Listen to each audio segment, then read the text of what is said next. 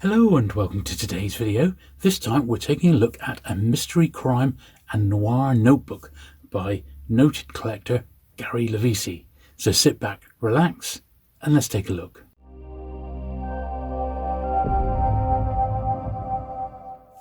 Okay then, so here we are with an advanced copy here from Stark House of a mystery crime and noir notebook by friend and fellow YouTuber Gary Lovisi, and here it is. And this, I suppose in a nutshell, is a compilation of some of the very best articles that Gary has written over his career as a writer-collector, and you would say an expert in many genres, including these. So these articles span, well, basically 45 years and have been pulled from various magazines and books that Gary's contributed to make this a bit of a packed offering indeed. And I think you'll be very familiar with some of the sources, such as Paperback Parade, which is his fanzine, and other articles where Gary's written like an introduction to an author's work, or his numerous contributions to other magazines and books. Now, all of the articles have been updated and put into a modern perspective, and where new details have emerged, Gary's sort of added that to his introduction and to the pieces themselves, so they are bang up to date. What I did notice, and you'll feel this immediately, is Gary's genuine enthusiasm for this subject, and I was instantly drawn to this fascinating world. One I'll admit to only knowing a little bit about and reading only a few of the classic authors that are actually contained within. And I would suggest before you start to grab yourself a pen and paper and start making a list, because there will be many books and authors you'll read about within here that you'll want to track down. Of that, I'm absolutely sure. Now, the book opens with a sort of an explanation of all the different subgenres covered in the book, followed by some hardboard authors that Gary recommends that you should try. And the book is sort of dotted throughout with authors and selected titles that Gary recommends, and it is really comprehensive look at the genre in general, and there's an awful lot in here to sort of delve into. And I think you'll find, if you treat this like well, basically it is a collection of magazine articles, if you look at this as a whole, it's just the sort of thing that you can dip in and out of at your leisure, really. It doesn't need to be read in one sitting. I would recommend coming back and absorbing, and probably going off and looking some of these books up, trying to find a few down. This was obviously quite an interesting chapter to me on collectible vintage mystery paperbacks, something obviously Gary's very familiar with. He lists sort of collectible publishers, explains what a paperback original is, a PBO, and classic examples of PBOs are highlighted. It's interesting, but there are so many works that were published as paperback originals, and that's how a lot of authors got their first sort of big break in the publishing business to begin with. So that's what this is here. We're then treated to a couple of classic publishers. So we got Avon Books here, and then we go on to Dell Books and their famous map backs. Absolutely love these map back books, collect those myself. We then get Three Daring Divas, which is Marjorie Meeker, Anne Bannon and June Ellis. So they actually are there. Sadly, it's just Anne Bannon left now, who's actually still alive. A collectible and cult author in her own way. Then we've got a little look at Lion Books here. Not a publisher you see that often in the UK. The odd one turns up here or there, but they did produce some outstanding and really sort of collectible books. So I don't mind a bit of Lion, and there they are there. These just classic noir jackets. They're just the business, aren't they? They really are. David Goodis there, another great author. Then Gary has three classic Lion books.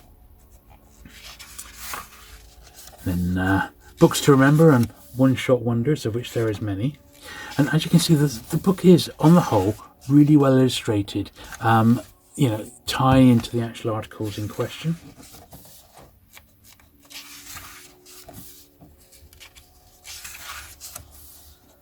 Lots and lots here to get your teeth stuck into. Then we're going to look at true crime. Once again, these have got their own sort of distinctive look and memorable jackets. This one I have got, a Delmont Tower one, a sort of 60s one there. great stuff. That's a great jacket there, that Meet the Mob one there.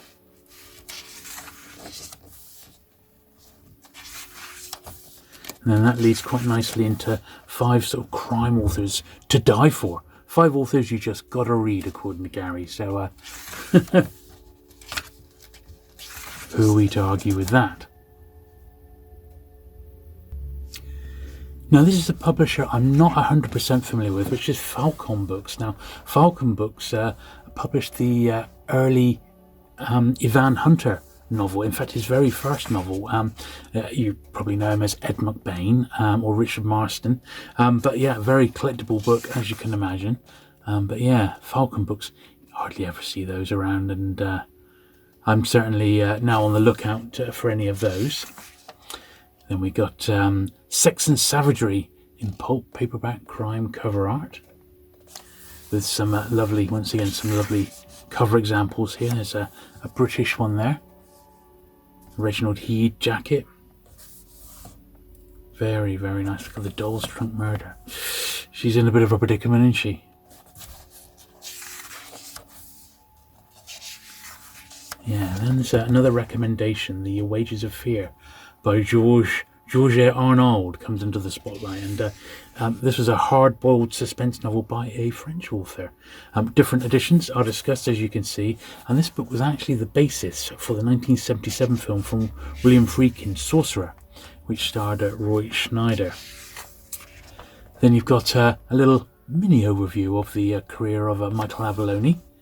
There's Michael Avallone with Gene Kelly. That is the Gene Kelly, the famous movie star. What an output that author had, and I'll tell you what, if there was one person or one author I really would have loved to have met before he passed away, it was Michael Avallone, along with Harry Harrison, another one I would have loved to have actually spoken to. Then we got another book recommendation here, The Shanghai Incident by Steve Dodge. Interesting, this is the second edition of this, which is this one here, published by Gold Medal, which is more collectible than even the first edition, and that is because it's got a Robert McGuinness jacket, and look at that jacket, it is beautiful, really, really great. Look, the girl with her impossibly long legs there jumping into a rickshaw, compared to the first one, and the first one, let's be honest, is not bad, but that one is a beauty. Very, very nice, and that's just the sort of thing that will make it onto many a wants list if you do end up picking this book up. Another recommendation then by of Honky Tonk Girl, Charles Beckman Jr. And Gary recalls how he was able to get this book. He got to know the author before they passed away, and got this book back into print 60 years after it was originally printed, which is pretty cool. Then another book recommendation, Angel's Flight by Luke Cameron, which hadn't been reprinted until recently by Black Cat Books, which is also an imprint of Stark House, who published this particular one. And once again, Gary really plays this book up, and it's now on my wants list. This is great. So this is a little article on, well, predominantly James Hadley Chase, and predominantly his No Orchards for Miss Blandish title, which is probably his most famous one. Good stuff. Lots of great British editions of James Hadley Chase as well to track down if you fancy collecting him. Quite a nice article, that one. Next we've got Sintown by Del Holland. That gets recommended next. This was a surprisingly great read, and Gary felt compelled to write a review as soon as he'd finished it. This apparent sleeve novel is in fact a very well drawn crime noir novel. It's another one you'll end up putting on your wants list. You've then got a little look at the once controversial Marijuana Girl by N.R. De Mexico. It's discussed here, and you'll see Gary's passion for the field once again come out. He mentions how he really likes to read these books now in their vintage editions, exactly as they were published, and it feels like you're going back in time, and I know exactly what he means by that. It can be a bit of an intoxicating experience. Next, a scarce British offering here, which is Borrowed Love by Joel Johnston, which is a hard-boiled novel masquerading as a bit of a romance title. That's all about that one. Then we're into Bruno Fisher. This is an author I am familiar with, and I've got a couple of his in Gold Key. A couple of articles about Bruno Fisher, followed by a piece on Al Frey. which is someone I knew nothing about, which is this chap here, Hardboiled Paradise, Al Frey.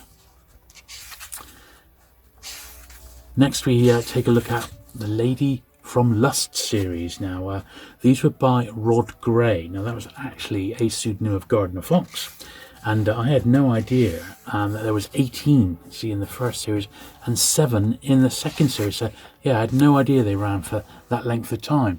Another cool book recommendation next, with Negative of a Nude by Charles Fritsch. Look at that. Apparently this is really superb, and Gary very much rates this particular novel. And that's then followed by a pair of books by G.H. Otis. Once again, an author I'd never really heard of at all.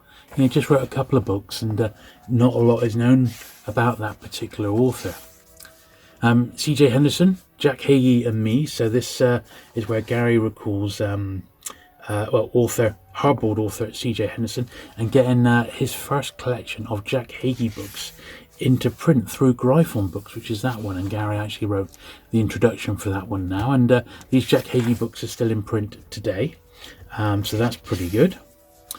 Then a look at the Steve Bentley thrillers. Now I've got a few Dell books, but I've not got any of these. These are by Robert Dietrich, and not one that I've tried to track down or anything, but I've just never come across them before, and they sound like a really great series to collect. And look at those fantastic Dell jackets there. They are really terrific, aren't they? It's good stuff. Yeah, quite fancy trying those after the write-up. You see quite a nice article on that one as well. Hero's Lust, a top crime noir thriller, is recommended next. And then A Cop Called Wolf by Richard Jessup, originally published as an attractive gold medal paperback in 1961. Once again, this really did sound like a cracking read. Next, a look at the elusive Joe Barry. So it's a bit of an in-depth investigation into this author. This was all new to me, and once again, your knowledge of the genre will expand upon reading the history of this particular author.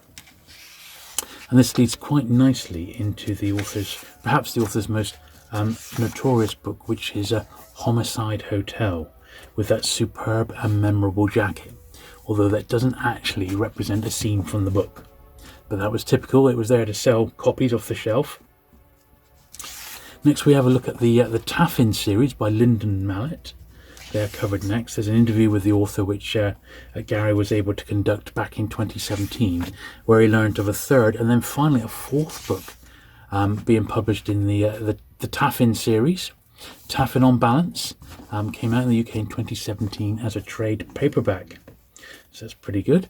Then we got A Ride Down One Way Street by Nick Marino. That's reviewed and recommended. Once again, some great jackets there. Then we have a little look at female author Vin Packer, aka Mary Jane Meeker. You saw her a little bit earlier on. Then the Scott Jordan books, the Hard-Boiled Lawyer, they're looked at next. And then another recommendation, One by One, by Fan Nichols. There we are. Then we've got a bit of a forgotten novel here, which is They Don't Dance Much by James Ross. This is recommended next.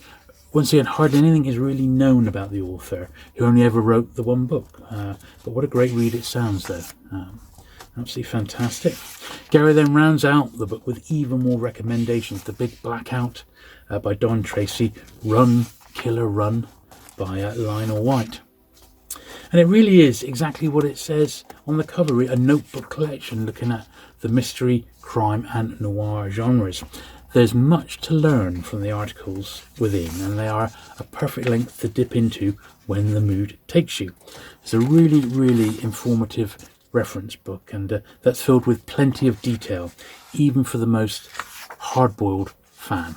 Definitely on my recommendation list. So there we are. Thank you very much to Stark House for sending me a copy for review. Gary, I think it's absolutely fantastic, And don't forget, if you fancy reading this yourself, it's just been published.